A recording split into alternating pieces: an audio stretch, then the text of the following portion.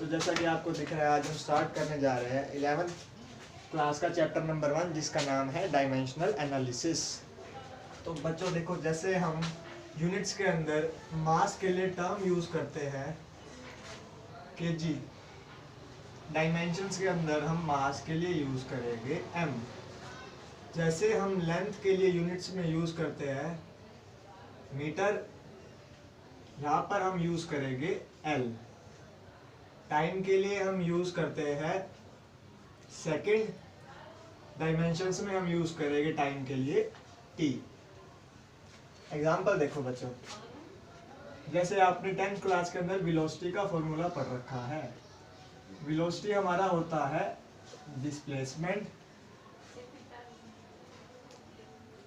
Divided by में time.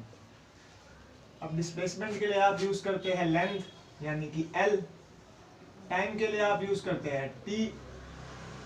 अगर ऊपर कुछ नहीं होता तो इसका मतलब है पावर 1। तो यहाँ से अगर मैं वेलोसिटी के लिए लिखूं तो वेलोसिटी आएगा एल की पावर 1 और टी ऊपर जाके टी की पावर -1। तो मैं व्यू बोलूंगा कि भाई वेलोसिटी की डायमेंशंस हो गई 1 in terms of length and -1 in terms of time. 1 in terms of length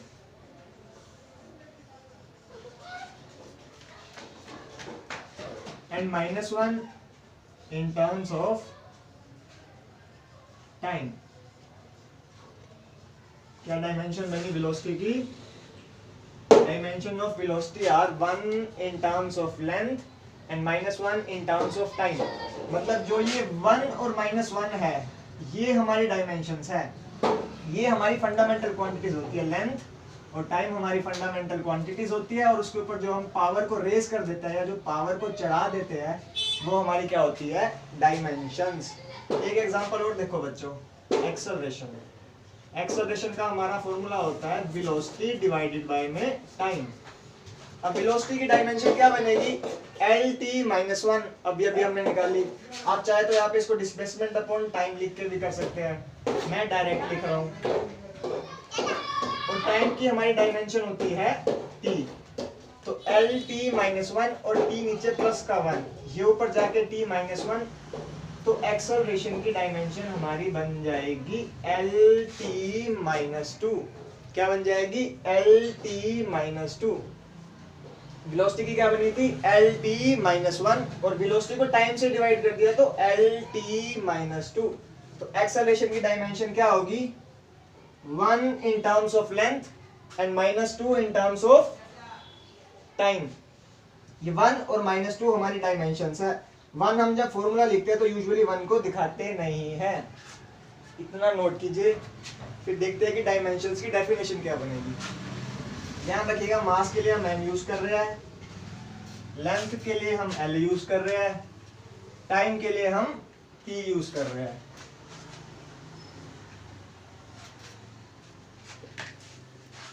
अब ध्यान से देखो बच्चों, हमने लिखी थी डायमेंशंस वेलोसिटी की LT-1। अब यहां से मैं डायमेंशन की डेफिनेशन लिखने जा रहा हूं।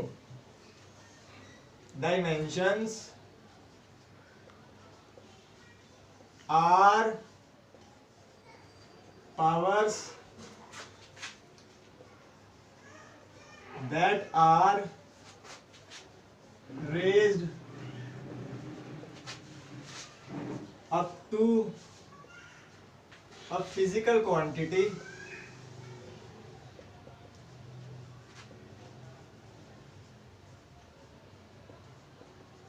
in order to represent that quantity।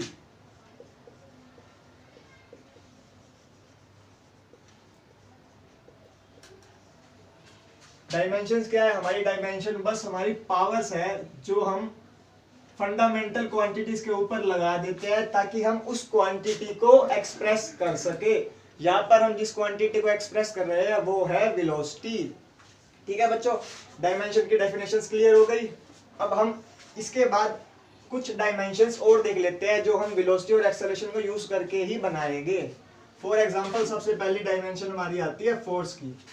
Force का फॉर्मूला बच्चों आपको पता है क्या होता है? मास इनटू में एक्सेलरेशन। मास इंटू में एक्सेलरेशन। मास के लिए हम क्या यूज करते हैं, m।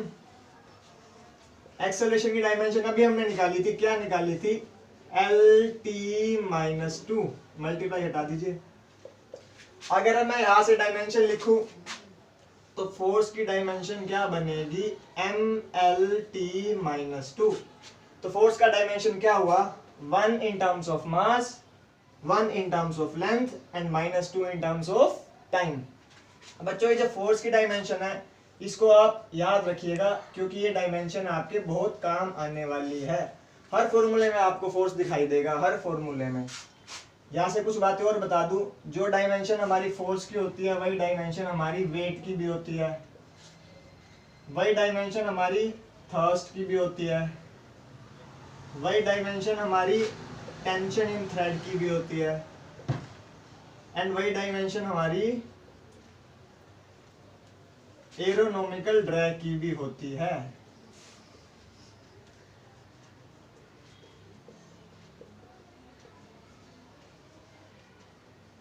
एरोनॉमिकल। बच्चों ये सारी टर्म्स आप धीरे धीरे करके आगे पढ़ेंगे, जैसे जैसे हम चैप्टर्स के अंदर आगे बढ़ते जाएंगे। अभी जितने 10 अब जितने भी हमने चैप्टर्स पढ़ने हैं, हर चैप्टर की अलग अलग टर्म हम यहाँ पर उन सबकी डायमेंशंस देखेंगे। फॉर्मूला आपको बता दिया जाएगा, तो आपको टेंशन लेने की बिल्कुल भी जरूरत नहीं है कि कोई नई टर्म अगर आपके आगे आ गई है तो। इसको नोट कीजिए।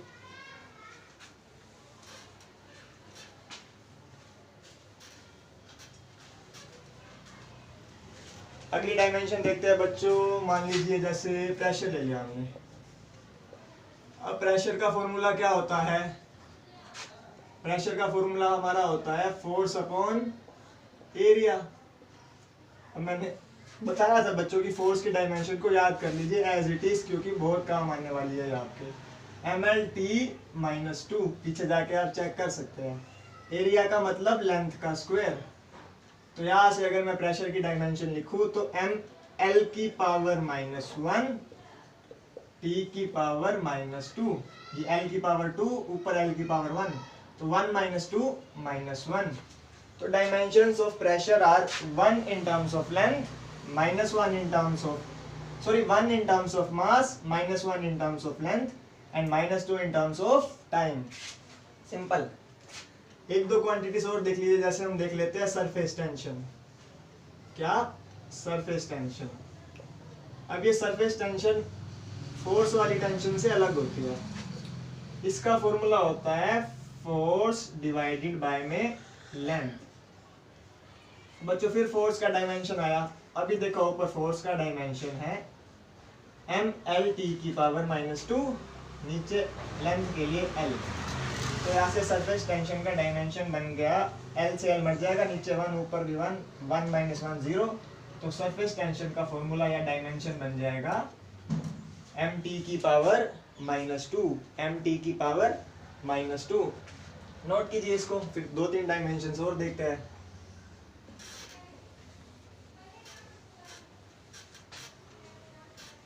पंखा बंद करके बनाई जा रही है वीडियो। पूरी गर्मी में पसीनो पसीन हो चुका हूँ मैं फॉर्मल ड्रेस के अंदर, फिर भी मैं यहाँ पढ़ाने में लगा हुआ हूँ। अब बच्चों एक स्पेशल डायमेंशन देखते हैं, या स्पेशल डायमेंशन देखने से पहले एक वर्क की डायमेंशन और देख लेते हैं। बच्चों वर्क का फॉर्मूला हमारा क्या होता है, पढ़ते हैं हम। वर्क का फॉर्मूला हमारा होता है फोर्स इनटू में डिस्प्लेसमेंट। मैं बोल रहा हूँ, फोर्स को याद कर लीजिए, बहुत जगह यूज होने वाला है। फोर्स की डायमेंशन MLT-2, डिस्प्लेसमेंट के लिए लेंथ का L। यहाँ से अगर मैं वर्क की डायमेंशन लिखूं तो ML की पावर 1 + 1 2 और T की पावर -2। ये हमारी किसकी डायमेंशन होगी, वर्क की। अब वर्क से रिलेटेड आप बहुत सारी और डायमेंशन याद रख सकते हैं। जो डायमेंशन बच्चों वर्क की होती है वही डायमेंशन होती है एनर्जी की, वही डायमेंशन हमारी होती है टॉर्क की, वही डायमेंशन हमारी होती है हीट की। तो ये बातें आप याद रख सकते हैं। अब जैसे कि वर्क आपने पढ़ी है तो यहाँ पर आप पावर भी देख लीजिए। पावर क्या होता है हमारा, पावर हमारा होता है वर्क डिवाइडेड बाय टाइम। अब चाहे तो आप वर्क की डायमेंशन डायरेक्ट याद रखिए, चाहे वर्क को फोर्स इनटू डिस्प्लेसमेंट लिख के ML/T - 2 वर्क की डायमेंशन निकाल लीजिए। और टाइम के लिए नीचे t। तो पावर की डायमेंशन आ गई ml की पावर 2 t की पावर -3। ये पावर की डायमेंशन है, इसको आप नोट कर सकते हैं।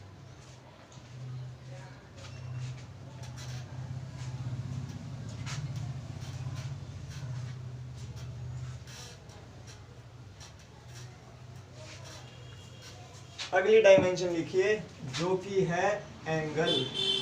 क्या है? एंगल। और इसके ऊपर थोड़ा इंपॉर्टेंट या फिर स्पेशल करके मार्क कर लीजिएगा। एंगल का हमारा फॉर्मूला बच्चों बता देते हैं आपको, ये होता है theta is equal to L R. ठीक है, एंगल को थीटा से डिनोट करते हैं और एंगल का फॉर्मूला होता है एल आर। कैसे होता है? मान लीजिए हमारा सर्कल है, इस सर्कल के अंदर हम इस पॉइंट पे है और हम यहाँ से यहाँ घूमेंगे, यहाँ से यहाँ तक घूमने में हमने लेंथ कवर की एल, और हमने जो एंगल ट्रेस करा यहाँ से यहाँ घूमने में वो एंगल था थीटा। और ये हमारा क्या है? ये डिस्टेंस हमारा है रेडियस ऑफ सर्कल। तो यहाँ से लेंथ ऑफ आर्क का फॉर्मूला हमारा क्या बनता है? लेंथ ऑफ आर्क का फॉर्मूला बनता है आर थीटा। सॉरी ये फॉर्मूला गलत है, नीचे वाला फॉर्मूला। लेंथ का फॉर्मूला बनता है आर थीटा। तो यहाँ से अगर मैं थीटा निकालूं तो थीटा की वैल्यू आएगी एल अपॉन आर। अब एल भी हमारा लेंथ है और आर जो कि है रेडियस, वो भी हमारी एक टाइप की क्या है? लेंथ है। अब लेंथ डिवाइड बाय में लेंथ कुछ भी नहीं, यानी डायमेंशनलेस। यानी एंगल हमारा क्या होता है? डायमेंशनलेस होता है। एंगल हमारी एक डायमेंशनलेस क्वांटिटी है। बच्चों हमारी फिजिक्स के अंदर जितनी भी क्वांटिटी डायमेंशनलेस दिखेगी आपको, सारी की सारी यूनिट लेस होगी। सारी की सारी क्या होगी? यूनिट लेस होगी।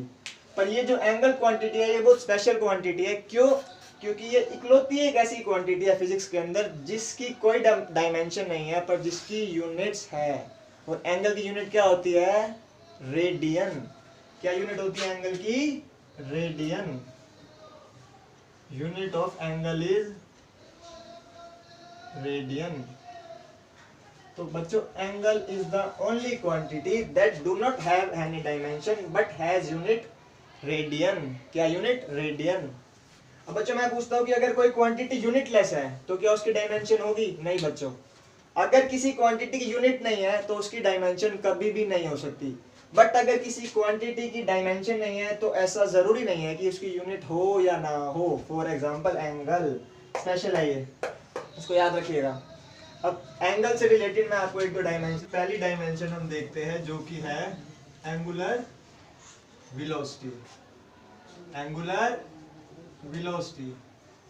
एंगुलर वेलोसिटी को हम डिनोट करते हैं ओमेगा से। इसका फॉर्मूला हमारा होता है थीटा डिवाइडेड बाय में टाइम। थीटा जैसे आपको पता है इसका कोई डायमेंशन नहीं होता, ये डायमेंशनलेस है। Dimension less. और टाइम का डायमेंशन हमारा है टी। तो यहाँ से ओमेगा का डायमेंशन हमारा बनेगा टी की पावर -1। एक टर्म और होता है एंगल से रिलेटेड या एंगुलर वेलोसिटी से रिलेटेड, जिसको बोलते हैं एंगुलर एक्सेलरेशन। जैसे हमारा एक्सेलरेशन का फॉर्मूला होता है वेलोसिटी डिवाइडेड बाय में टाइम, वैसे ही एंगुलर एक्सेलरेशन का फॉर्मूला होता है एंगुलर वेलोसिटी डिवाइडेड बाय में टाइम। एंगुलर एक्सेलरेशन को अल्फा से डिनोट करते हैं। अब ओमेगा का डायमेंशन टी की पावर -1 और नीचे टाइम का डायमेंशन t। तो अल्फा यानी एंगुलर एक्सेलरेशन का डायमेंशन बन गया t की पावर -2। t की पावर -2।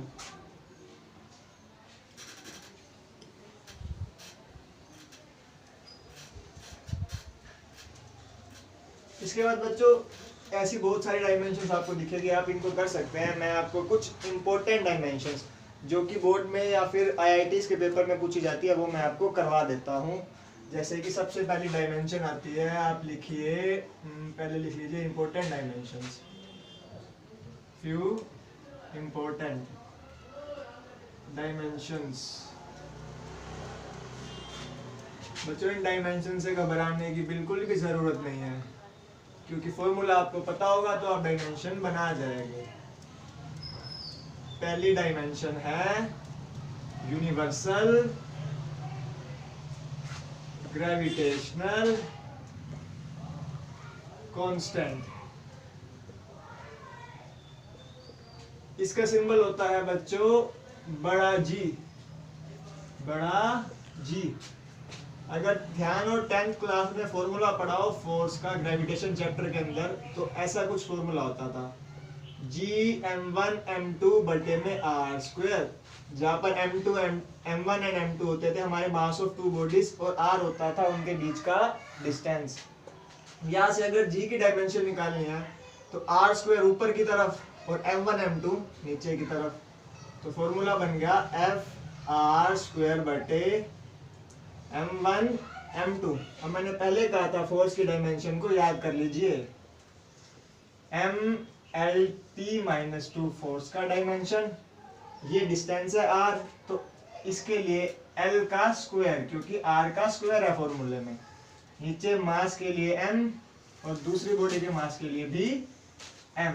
तो यहाँ से अगर मैं डायमेंशन लिखूं g की, तो नीचे m की पावर 2 पर m की पावर 1, ऊपर बन जाएगा m की पावर -1, L की पावर 3, T की पावर -2। ये डायमेंशन है यूनिवर्सल ग्रेविटेशनल कांस्टेंट की।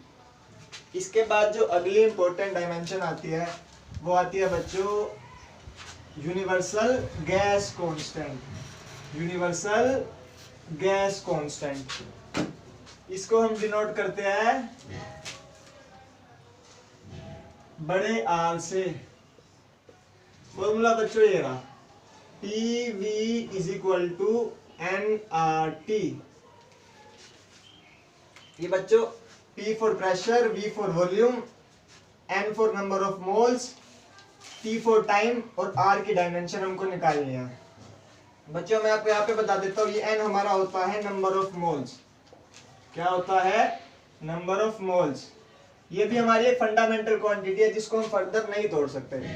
फंडामेंटल क्वांटिटी बच्चों जैसे हमारी length, mass, time, number of moles etcetera, और जो बाकी हमने सारी क्वांटिटीज पढ़ी है जैसे कि वेलोसिटी, एक्सेलरेशन, ये सारी लेंथ, टाइम और मास को यूज करके ही बन रही है, तो ये सारी हमारी डिराइव्ड क्वांटिटीज है। हमारे पास 7 फंडामेंटल क्वांटिटीज होती है, जिसमें पहली थी मास, दूसरी थी लेंथ, तीसरी थी टाइम, चौथी हमारी है नंबर ऑफ मोल्स, एक 5वीं क्वांटिटी हमारी होती है करंट, एक हमारी होती है टेम्परेचर। यहाँ पर मैं लिख देता हूँ, मैंने पहले बताया नहीं, मैं दिमाग से स्लिप हो गया या याद नहीं रहा। करंट के लिए हम यूज करते हैं ampere A, number of moles के लिए हम यूज करते हैं एन, टेम्परेचर के लिए हम यूज करते हैं के, और एक हमारी होती है ल्यूमिनस इंटेंसिटी। क्या होती है? Luminous intensity. इसके लिए हम यूज करते हैं CD, इसे बोलते हैं कैंडेला। आपको ये डायमेंशंस ज्यादा यूज में नहीं आती, इसलिए मैंने पहले बताई नहीं। मेन डायमेंशन जो आपके यूज में आती है वो M, L और T होती है, मास, लेंथ एंड टाइम। बट यहाँ पर नंबर ऑफ मोल्स आ गई तो मैंने बता दिया। इसके लिए जो हम यूज करेंगे डायमेंशन नंबर ऑफ मोल्स के लिए, उसको बोलते हैं MOL। क्या बोलते हैं? MOL, मोल। अब यहाँ से मेरे को R की डायमेंशन निकालनी है, तो R को एक तरफ कर लीजिए। R का फॉर्मूला बन गया PV बटे NT। P for pressure, pressure की डायमेंशन बच्चों, प्रेशर हमारा होता है फोर्स अपॉन एरिया, तो आपको फोर्स की डायमेंशन याद है तो प्रेशर की डायमेंशन निकाल लोगे। मेरे को डायरेक्ट याद है ML-1 T-2। वॉल्यूम के लिए होता है लेंथ का क्यूब। वॉल्यूम क्या होता है? लेंथ का क्यूब। N हमारा होता है नंबर ऑफ मोल्स, इसके लिए क्या यूज करते हैं? MOL। और T हमारा है टेम्परेचर। T हमारा क्या है? टेम्परेचर। टेम्परेचर के लिए हम यूज करते हैं K, यानी कि केल्विन।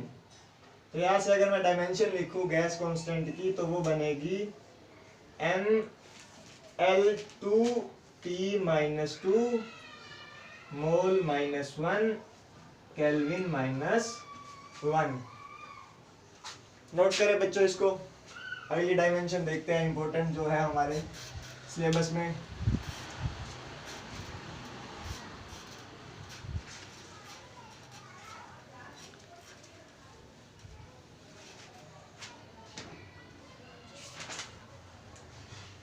अगली डायमेंशन है बच्चों बोल्ट्जमैन कांस्टेंट। क्या है? Boltzmann constant. बड़ा भयंकर सा नाम है, मुझे भी कुछ खास पसंद है नहीं, बट क्या करें, करना पड़ता है। इसको के से डिनोट करते हैं। एनर्जी का फॉर्मूला एक हमारे पास होता है 3/2kT। ये आप पढ़ेंगे काइनेटिक थ्योरी ऑफ गैसेस में। यहाँ से अब अगर मैं के की डायमेंशन निकालना चाहूँ वो हमारे पास आएगी 2E/3T। यहाँ पर T हमारा टेम्परेचर है, E हमारी एनर्जी है। अब ये दोनों कांस्टेंट है, इनकी कोई डायमेंशंस होनी नहीं है। तो एनर्जी की डायमेंशन आपको अगर ध्यान हो तो वर्क वाली होगी mL2T-2। नीचे टेम्परेचर की डायमेंशन हमारे पास होगी केल्विन। तो यहाँ से अगर मैं डायमेंशन लिखूँ तो इसकी डायमेंशन बनेगी mL2T⁻², K⁻−1। ये हमारा है बोल्ट्जमैन कांस्टेंट। ऐसा ही एक हमारा और कांस्टेंट होता है जिसको हम बोलते हैं प्लैंक कांस्टेंट। क्या बोलते हैं? Planck's constant. प्लैंक्स कांस्टेंट, इसको हम डिनोट करते हैं H से। अब प्लैंक्स कांस्टेंट के लिए जो फॉर्मूला यूज करना है वो आपको फॉर्मूला है energy is equal to H mu. यहाँ पर H जो है ये हमारा प्लैंक्स कांस्टेंट है, म्यू हमारी फ्रीक्वेंसी है। अगर ध्यान हो आपको तो फ्रीक्वेंसी हमारा टाइम पीरियड का उल्टा होता है। तो यहाँ से अगर मैं H की लिखना चाहूँ डायमेंशन तो वो आएगी एनर्जी डिवाइडेड बाय में म्यू। अब एनर्जी की डायमेंशन आपने अभी देखी mL2T⁻²। म्यू जो होता है 1/T, टाइम का इनवर्स होता है। म्यू का फॉर्मूला ये होता है 1/टाइम। फ्रीक्वेंसी इज इक्वल टू 1/टाइम। तो ये म्यू की डायमेंशन, तो यहाँ से अगर मैं प्लैंक्स कांस्टेंट की लिखूँ डायमेंशन mL2-1 ऊपर जाके प्लस का 1 T⁻−1, ये हमारी डायमेंशन आ गई है प्लैंक्स कांस्टेंट की। नोट कीजिए।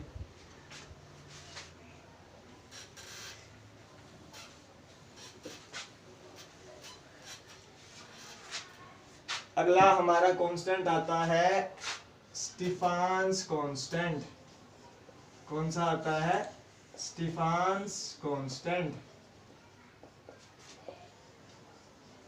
स्टीफान्स कांस्टेंट हमारा होता है सिग्मा, और इसके लिए जो फॉर्मूला यूज होगा वो ये होगा energy is equal to sigma T⁴। अब ये जो E यहाँ पर है ना, ये बच्चों एनर्जी नहीं है, ये एनर्जी नहीं है, ये है energy radiated by any body per second per unit area. मतलब सिंपल बच्चों, ये जो हमारा फॉर्मूला ये है energy divided by area divided by time. Energy radiated per second per unit area, per second per unit area is equal to sigma T⁴, where T is temperature. मैंने जानबूझकर यहाँ पर छोटा टी यूज करा है time के लिए। Time के लिए क्या यूज करा है? छोटा टी, क्योंकि हम टेम्परेचर के लिए बड़ा टी अभी यूज कर रहे हैं। तो यहाँ से अगर मैं सिग्मा की डायमेंशन लिखूं तो वो आएगी E डिवाइडेड बाय में area into time into temperature की पावर 4। अब E की डायमेंशन वर्क वाली mL2T⁻²। एरिया की डायमेंशन लेंथ का स्क्वायर, टाइम के लिए T, टेम्परेचर के लिए केल्विन यानी कि K की पावर 4, क्योंकि टेम्परेचर की पावर 4 टाइम्स है। अब यहाँ से अगर मैं डायमेंशन लिखूं इसकी तो बनेगी mL² से L² मर जाएगा, नीचे T⁻1 ऊपर T⁻², तो ये बन जाएगा T⁻, ऊपर जाके -3 और K⁻⁻4। ये हमारा डायमेंशन बन जाएगा स्टीफान्स कांस्टेंट का mT⁻⁻3 K⁻⁻4। ठीक है बच्चों, इसको नोट कीजिए।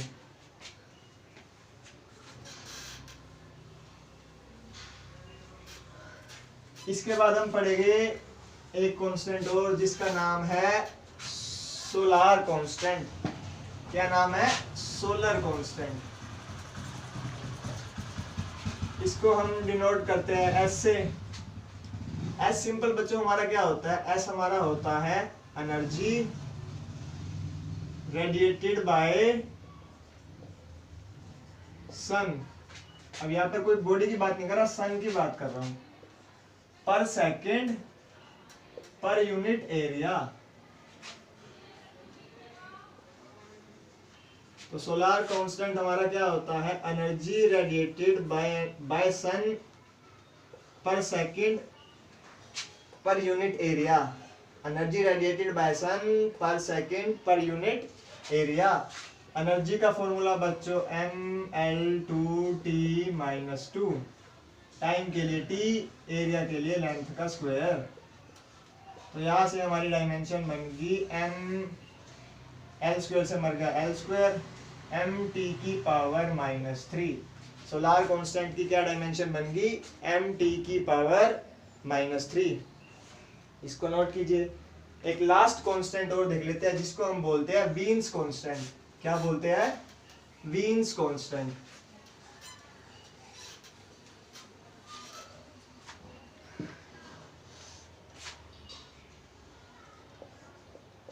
वीन्स कांस्टेंट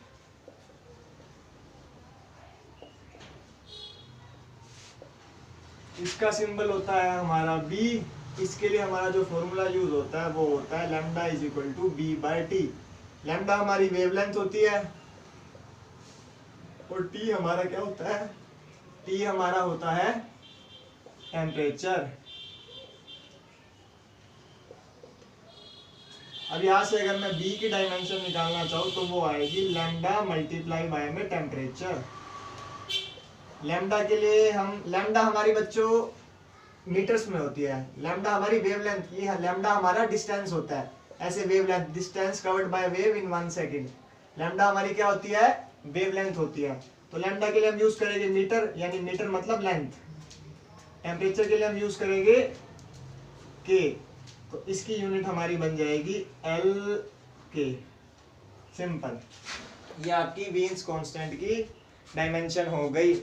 अब मैं आपको थोड़ा सा जो बेसिक्स बता देता हूँ डायमेंशंस की। जो 2-3 टर्म्स हमारी बुक्स के अंदर आपको मिलेगी जो कि डेफिनेशंस होती है हमारी, इसको आप नोट कीजिए। इतने में थोड़ा सा पानी पीऊं।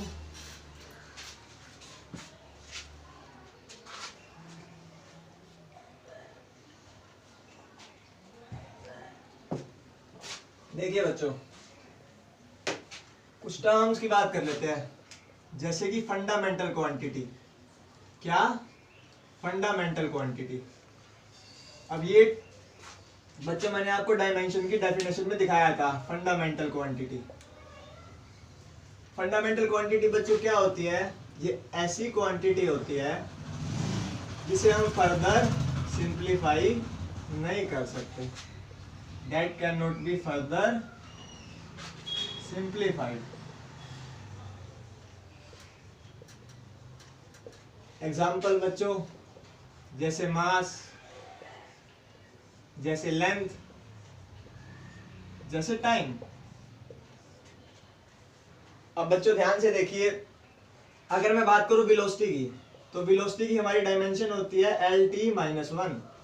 अब वेलोसिटी को क्या मैं फंडामेंटल क्वांटिटी बोल सकता हूं V करके? जैसे मास के लिए M यूज कर दिया, लेंथ के लिए L यूज कर दिया, टाइम के लिए T यूज कर दिया। क्या मैं वेलोसिटी के लिए V यूज कर सकता हूं? नहीं बच्चों, क्योंकि मैं वेलोसिटी को फर्दर L और T की टर्म्स में तोड़ सकता हूं। वेलोसिटी को मैंने फर्दर फंडामेंटल क्वांटिटीज की टर्म्स में तोड़ दिया, इसलिए वेलोसिटी हमारी फंडामेंटल क्वांटिटी नहीं है। हमारे पास सिर्फ 7 ही फंडामेंटल क्वांटिटीज होती है, जिसमें पहली आती है मास, दूसरी आती है लेंथ, तीसरी आती है टाइम, चौथी होती है करंट, पांचवी हमारी होती है टेम्परेचर, छठी हमारी होती है नंबर ऑफ मोल्स, एंड 7वें नंबर पर जो आती है वो हमारी आती है ल्यूमिनस इंटेंसिटी। इन सब की डायमेंशन मैं आपको बीच में दिखा चुका हूँ। ठीक है बच्चों, अब इसके बाद एक छोटी क्वांटिटी की और बात कर लेते हैं, जो डेफिनेशन आपको मिलेगी बुक के अंदर, जो कि है डिराइव्ड क्वांटिटीज। क्या है? Derived quantities.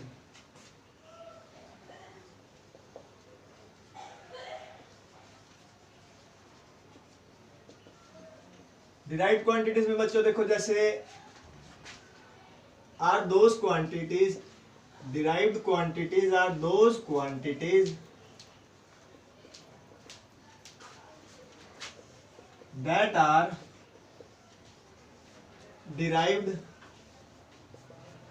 using fundamental quantities।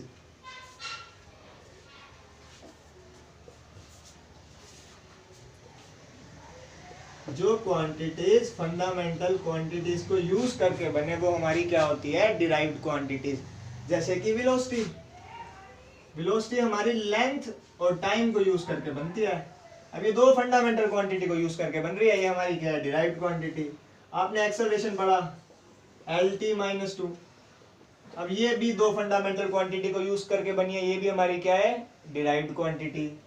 आपने फोर्स पढ़ा, फोर्स का फॉर्मूला था MLT - 2, अब ये हमारी तीन फंडामेंटल क्वांटिटीज को यूज करके बनी है, तो ये है हमारी डिराइव्ड क्वांटिटी। ऐसे आपने बच्चों जितनी क्वांटिटीज पढ़ी है, gravitational constant, solar constant, pressure, सारी की सारी हमारी डिराइव्ड क्वांटिटीज है, क्योंकि वो हमारी 7 में से किसी फंडामेंटल क्वांटिटी को यूज करके ही बन रही है। इसको नोट कीजिए। अब मैं आपको 4 छोटी छोटी इंपॉर्टेंट डेफिनेशंस बता देता हूं जो कि बहुत यूज में आती है। जिसपे सबसे पहले बच्चों सबसे पहली आती है डायमेंशनल वेरिएबल। क्या आती है, डायमेंशनल वेरिएबल। बच्चों नाम ही बता रहा है, ऐसे वेरिएबल्स जिनकी डायमेंशन हो, ऐसे वेरिएबल्स जिनकी डायमेंशन हो। फॉर एग्जांपल आपने बहुत सारे पढ़े, जैसे हमारा वर्क हो गया, हमारी एनर्जी होगी, हमारी हीट होगी, हमारी पावर होगी। ये सारी जो टर्म्स है इन सब की डायमेंशंस है और ये सारी वैल्यूज वेरी करती है। वर्क आपका डिस्प्लेसमेंट और फोर्स के हिसाब से वेरी करता है, पावर आपका वर्क और टाइम के हिसाब से वेरी करता है। तो ये सारे ऐसे वेरिएबल्स है जिनकी डायमेंशंस होती है। दूसरे बच्चों हमारे पास होते हैं डायमेंशनल कांस्टेंट। बच्चों ये ऐसे कांस्टेंट होते हैं जिनकी डायमेंशन होती है, ऐसे कांस्टेंट होते हैं जिनकी डायमेंशन होती है। फॉर एग्जांपल अभी आपने बहुत सारे पढ़े, यूनिवर्सल ग्रेविटेशनल कांस्टेंट,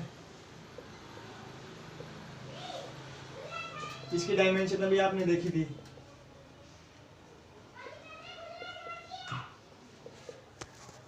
एग्जांपल और देखिए बच्चों, कांस्टेंट कौन से होते हैं, प्लैंक्स कांस्टेंट आपने देखा, आपने सोलार कांस्टेंट देखा, आपने स्टीफान्स कांस्टेंट देखा। ये सारे ऐसे कांस्टेंट है जिनकी क्या होती है, डायमेंशन होती है। तीसरे नंबर पर हमारे आते हैं डायमेंशनलेस वेरिएबल। क्या आते हैं, डायमेंशनलेस वेरिएबल। बच्चों ये तो नाम से क्लियर हो रहा है, इसमें टेंशन लेने की बिल्कुल भी कोई जरूरत नहीं है। ऐसे वेरिएबल्स जिनकी कोई डायमेंशन नहीं होगी। आपने अभी तक ऐसे वेरिएबल्स पढ़े नहीं, बट मैं आपको यहाँ पर एक दो दिखा देता हूँ। जैसे सबसे पहला एग्जांपल आता है रिफ्रैक्टिव इंडेक्स। क्या आता है, रिफ्रैक्टिव इंडेक्स। दूसरा हमारा आता है बच्चों स्ट्रेन। बच्चों रिफ्रैक्टिव इंडेक्स आपने पढ़ा होगा 10th क्लास के अंदर, speed of light in vacuum by में speed of light in medium. तो स्पीड डिवाइडेड बाय में स्पीड कट जाएगा, कोई डायमेंशन नहीं आएगी। और रिफ्रैक्टिव इंडेक्स की वैल्यू आपकी क्या होती है, वेरिएबल होती है, मीडियम के हिसाब से चेंज होती है। जैसे ग्लास की रिफ्रैक्टिव इंडेक्स की वैल्यू 1.5, वाटर की 1.3 के अराउंड, एयर की 1 होती है। तो ये टर्म वेरिएबल है पर इसका कोई डायमेंशन नहीं है। इसके बाद बच्चों लास्ट टर्म आती है बिल्कुल, जो होती है डायमेंशनलेस कांस्टेंट। बच्चों ऐसे कांस्टेंट जिनकी कोई डायमेंशन नहीं है। अभी आपने देख रखे हैं, इस पर होते हैं बच्चों प्योर नंबर्स, जैसे 1 2 3 4 5 एक्सेट्रा, कोई भी नंबर। अब जैसे मैं इसको आपको इसका बढ़िया सा एग्जांपल दे देता हूँ, जैसे कि पाई। अब पाई आपने पढ़ रखा है, पाई की वैल्यू होती है 3.14 और ये आगे बढ़ती जाती है। क्या वैल्यू होती है, 3.14। अब बच्चों मेरे को लगता है कि आज इतना सफिशिएंट है, पहला लेक्चर यहाँ तक, इतना आप पढ़ लीजिए।